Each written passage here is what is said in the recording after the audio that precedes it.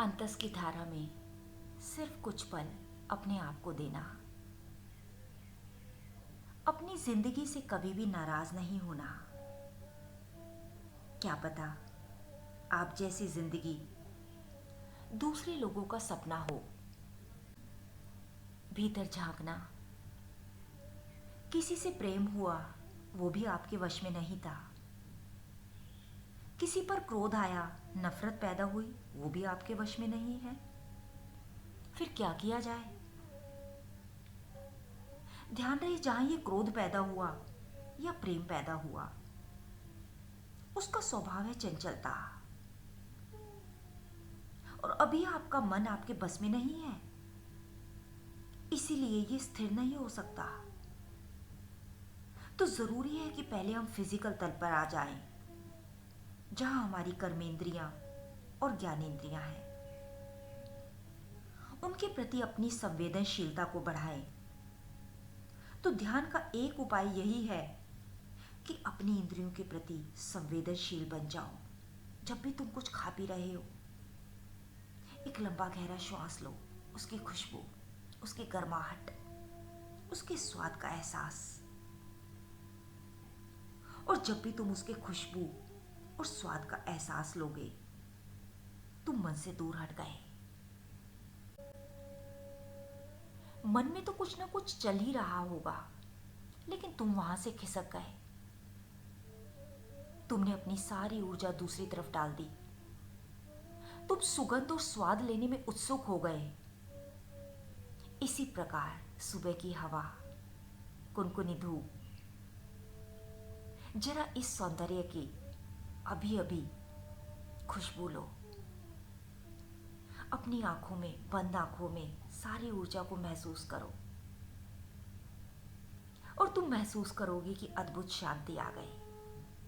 ठंडी हवा का स्पर्श, यानी तुम अपनी त्वचा के प्रति संवेदनशील बने। इसी प्रकार आंखें बंद करके पंछियों की आवाजें सुनोगे तो तुम हैरान रह जाओगे कि तुमने तो सिर्फ अपने कानों पर ध्यान दिया और चित्त शांत हो गया। हमने चित्त के साथ कुछ भी नहीं किया, हम तो बस वहां से शिफ्ट हुए। हमने अपनी जगह बदली बस। लेकिन तुम कहते हो कि भीतर की बेचैनी और माइंड की डुअलिटीज को किस प्रकार दूर किया जाए। बार बार अंतस की धारा में यही बताया जाता है कि मन का स्वभाव है विचारों की भीड़, विचारों का शोरगुल। चंचलता इसका स्वभाव है, कभी यहां कभी वहां भागता ही रहता है वो। स्थिर होना उसका स्वभाव नहीं है। कोई कहे, अगर सूरज बहुत गर्म है तो बताइए इसको ठंडा करने के लिए मैं क्या करूं? क्या ऐसा संभव है? गर्म होना सूरज का स्वभाव है। हाँ, सही प्रश्न क्या होगा? हम ये पूछ सकते हैं कि बहुत तेज धूप पड़ रही है, हम कहाँ छाया वाली जगह पाएं? ये सही सवाल है। आपसे कौन कह रहा है कि लगातार धूप में खड़े रहो, है गर्मी रहने दो। आप घर के अंदर आकर आराम कर सकते हो। बाहर माइंड के शोरगुल से हटकर अपनी अवेयरनेस में आ सकते हो। आप सूरज को ठंडा नहीं कर सकते, आप अपने को ठंडा कर सकते हो। यानी आप बाहर की परिस्थितियों को नहीं बदल सकते, जो है सो है, लेकिन आप अपनी वास्तविक धारा में बह सकते हो। यह हम सबका अधिकार। तुम जगह बदल सकते हो, छाया वाला स्थान खोज लो। खोज तुम्हारी होगी, बंधन तुम्हारा होगा। भगवत गीता इसी के लिए प्रयासरत है। नेक्स्ट श्लोक में भगवान कृष्णा बहुत प्यारी बात कह रहे हैं। दुखों का नाश करने वाला योग तो यथा योग्य आहार विहार करने वालों का, कर्मों में यथा योग्य चेष्टा करने वालों का और यथा योग्य सोने तथा जागने वालों का ही सिद्ध होता है। बहुत प्यारी बात है ये। अगर ये ध्यान करने वाला अपने कर्तव्य कर्म नहीं कर रहा है तो वह आगे नहीं बढ़ पाएगा, क्योंकि कर्तव्य कर्म नहीं करने का अपराध बोध उसे हमेशा रहेगा और उस अपराध बोध से परमात्मा की प्राप्ति नहीं की जा सकती।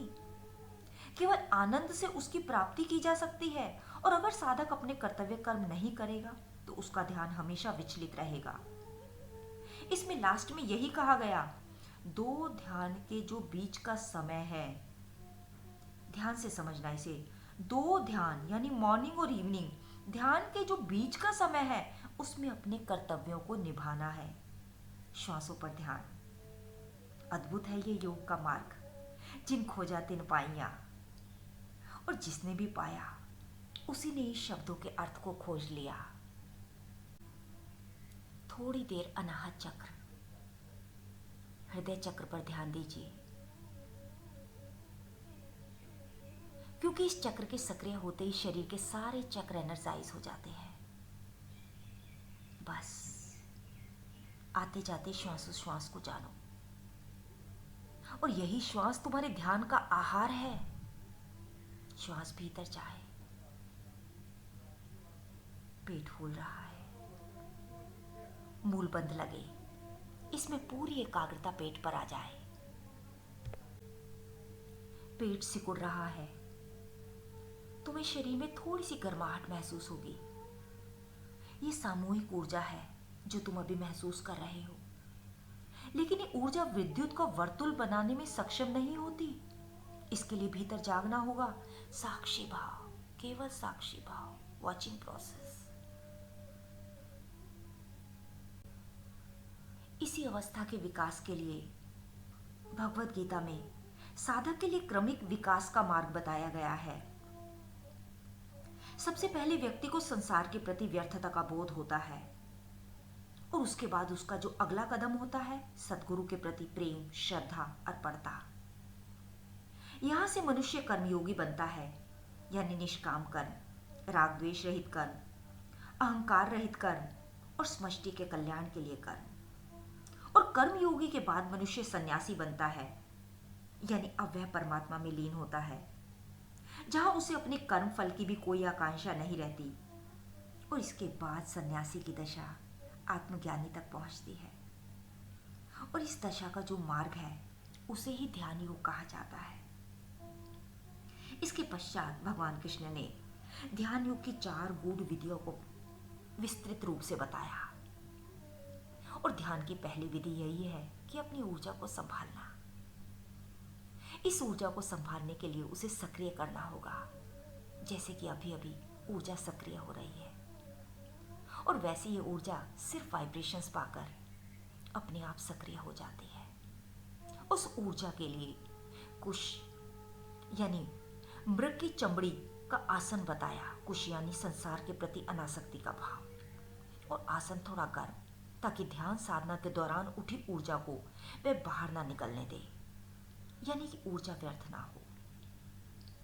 और ध्यान की दूसरी विधि में कहा गया, ना ऊंचा ना नीचा, अर्थात तुमने अपना ध्यान या दृष्टि ना ऊपर के चक्रों में ना नीचे के चक्रों में, बल्कि एक अनाहत चक्र, हृदय चक्र, जहां प्रेम, श्रद्धा, अर्पणता होती है, वहां पर एकाग्रता रखनी है। अनाहत के सशक्त होते ही बाकी सभी केंद्र अपने आप सक्रिय हो जाते हैं, सशक्त हो जाते हैं। ध्यान की तीसरी विधि में स्वत्राटक की बात कही गई। नासिका के अग्रभाग पर दृष्टि को लाना। इसमें आंखें आधी खुली आधी बंद होंगी। ऊर्जा व्यर्थ बाहर नहीं जाएगी, यहां से सीधा ऊर्जा आज्ञा चक्र की ओर जाती है। और चौथी विधि के अनुसार नासाकाग्र यानी नासिक के बीच में आज्ञा चक्र में अपनी दृष्टि को रखना। कोई भी विधि वैसे अपने आप में संपूर्ण नहीं है। इन सब के मिलान से प्रत्यक्ष सद्गुरु अपने अपने तरीके से ध्यान साधना को अग्रसर करते हैं। जिसने जैसा अनुभव किया वो ध्यान धारा केवल सद्गुरु ही निकाल पाते हैं। इसके परिणाम को साधक को आनंद की, परमानंद की और शांति की प्राप्ति होती है। ध्यान रहे, ये चेतना जिसके भी संपर्क में आती है उसे ही मैं मान लेती है। शरीर के संपर्क में आती है तो उसे ही मैं मान लेती है। इंद्रियों के संपर्क में आती है उसे मैं मान लेती है। और हर इंद्रिय की खोज किसी न किसी विषय की है, इसीलिए हर इंद्रिय अपने विषय को खोजता है। कान सुनना चाहता है और सुनाओ और सुनाओ, आंखें देखना चाहती हैं और दिखाओ और दिखाओ। इसी प्रकार संसारिक वस्तुएं और करके तुम्हें उस ओर दौड़ाती हैं, और अंदर पड़ी नीलमणि यानी चेतना को लगता है कि ये सब मेरा ही विस्तार है। इन सभी विस्तारों और व्यापकताओं से लौटना है। ऐसे ही तुम्हें लगता है कि सुख उस इंद्रिय के विषय में मिलेगा, लेकिन वहां सुख नहीं है, बाहर केवल रिफ्लेक्शन है। लेकिन तुम्हारी अपनी चेतनमणि, अपनी चेतना, अपनी अवेयरनेस सुख से भरी है, लेकिन बाहर उसे लगता है कि यही सुख सब जगह है। वह जितनी जगह भागता है उतनी ही जगह धोखा खाकर आता है, और इसे वापस लौटाने के लिए भगवान श्री कृष्ण ने भगवत गीता के 6 अध्याय में श्लोकों के माध्यम से बताया कि तुम्हारा अपना अस्तित्व यानी आत्मा स्वयं सुख का धाम है। लेकिन ये जिसके भी संपर्क में जाता है उसे लगता है सुख उससे मिलता है। जब तुम छोटे थे तुम्हें लगता था कि खिलौनों में सुख है, थोड़ा बड़े हुए तुम्हें लगा मित्रों में सुख है, और जैसे जैसे तुमने अपना विस्तार किया, मित्र बने, पत्नी बनी, पति बने, व्यापारी बने, बच्चे आए, सब तरफ से तुम्हें लगने लगा कि सुख इन सब से मिल रहा है। लेकिन जीवन का अनुभव कहता है, ध्यान रहे, कि अगर ये सब सुख देते हैं तो साथ में दुख भी देते हैं। और चैतन्य का स्वभाव ऐसा है कि वह मात्र सुख ही सुख फैलाता है। लेकिन बेहोश मनुष्य, अज्ञानी मनुष्य, नादान मनुष्य ऐसा समझता है कि वह जिसके संपर्क में आता है, जिसके संबंध में आता है, बस वही सुख देता है। इस नासमझी से वापस लौटाने के लिए हम शास्त्रों का अभ्यास करते हैं।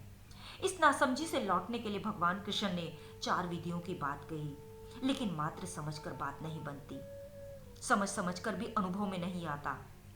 समझने से तुम्हें शाब्दिक परिचय तो मिल जाएगा, लेकिन जल की व्याख्या समझ लेने से जल की तृप्ति का अनुभव हो जाता है? नहीं। इसीलिए शास्त्र तुम्हें समझाते हैं, लेकिन अनुभव करने के लिए तुम्हें चाहिए ध्यान योग, और उसी ध्यान योग के अंदर भगवान ने 4 विधियां बताई। ऊर्जा को संभालना, और ऊर्जा के संभालने की बात तभी होती है जब भीतर ऊर्जा हो, और भीतर ऊर्जा संग्रहित करने के लिए थोड़ी देर बंद आंखों से हमें स्वयं को देखना होगा। लेकिन मनुष्य का ह्रास इसीलिए है, यानी वो गिरता इसीलिए है कि ऊपर से ऊर्जा आती है और नीचे से निकल जाती है। तो साधना क्या है? ऊर्जा को ऊपर की ओर ले जाना। यानी तुम चैतन्य आत्मा हो, तुम परमात्मा स्वरूप हो, यानी परमात्मा रूपी अनुभूति तुम में निरंतर बह रही है, लेकिन बहकर बाहर बिखर रही है, बाहर चली जाती है। उसी बिखरती धारा को वापस ऊपर लाने के लिए भगवान कृष्ण ने ध्यान की पहली विधि बताई कि पहले अपनी ऊर्जा को समेटो। मूलबंध का प्रयोग। वैसे जब तुम में प्रेम, श्रद्धा, अर्पणता की भावना होती है तो तुम्हारा अनाहत चक्र सशक्त होता है। अनाहत चक्र के सशक्त होते ही बाकी चक्र भी अपने आप बैलेंस में आ जाते हैं। जागे रहना। नेक्स्ट श्लोक में भगवान बता रहे हैं, इस प्रकार ध्यान करने वाले का जीवन कैसा होता है। जब मनुष्य ध्यान में प्रवेश करता है तब उसके जीवन में भी कुछ फेरफार नजर आता है। ऐसा नहीं है कि वो जीवन में फेरफार कर दो तो ध्यान उपलब्ध होगा, ये संभावना थोड़ी है।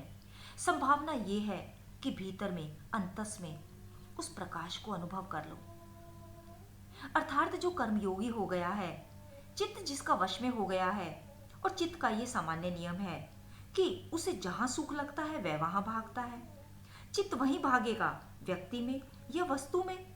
लेकिन जब कर्मयोग का मार्ग समझते समझते उसे पता लग गया कि अब इन किसी में भी सुख नहीं है, सुख तो नित्य प्राप्त परमात्मा में है, उसका जब ये दृढ़ निश्चय हो जाता है, निर्णय हो जाता है, फिर ध्यान में उतरता है। बस तब उस काल में वह परमात्मा में ही रत हो जाता है, यानी योग युक्त हो गया, वो परमात्मा से पूरा पूरा भर गया। बातें हजार हैं मेरे जहन में, पर जिससे कह सकूं कोई ऐसा शख्स नहीं।